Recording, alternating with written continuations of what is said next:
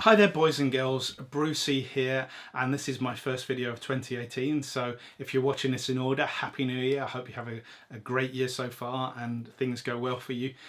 And if you are not, if you're watching this at any point in the year, I wish you all the best. But what I'm doing today is prevalent to starting a new year when people start New Year's resolutions, but it is applicable to any time of the year. The idea is creating a daily learning digest. And what that is a little notebook or anything that you can use. I find a notebook like this really works for me, where you keep a list, a short list of the things that you have learnt during that day. If you're watching a tutorial video, if you're talking to a friend, if you've discovered something new, whatever it is, you just write it down. You know, if you've discovered a new chord sequence, write that down. If you have discovered what the capital of Peru is, then you write that down. It doesn't have to be long, it doesn't have to be many things. You could decide that you will write down the one thing that sticks in your mind. What I tend to do is at the end of the day, I will just write down the couple of things that jump into my mind when I'm thinking about my day and the things that I have done in that day and the things that I've learned in that day, and I write them down in a list. So this is just starting the new year. You can see here, not many days. But it doesn't have to be many things. It doesn't have to be a challenge, and you don't have to put yourself into a bit of a spin if you can't remember anything. That's not the point. If you remember one thing, that is still great, because how this works, and you can think of this as an equivalent of mind mapping, and I've done some other videos on mind mapping before, so do check those out. With this list, I wake up in the morning and then recap the things that I've learnt yesterday, and so that by just looking at that one fact or the two facts or the three facts that I've learned the previous day, it builds up my memory, it builds up my knowledge base.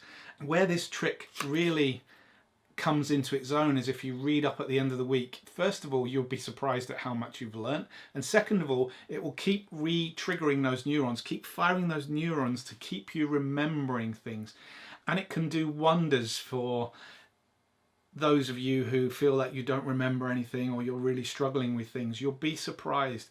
And of course you could do that at the end of the month, and more importantly at the end of the year, because if you go back and you've got a year's worth of things that you have done that you've thought are really important, that you've memorized, that is epic. It's like a life log of learning, and you can go back and things that you may have forgotten, you will be re-triggered. They will re-trigger them and you will refine them. If you've completely forgotten them, then that's an encouragement to go back and try and learn them again.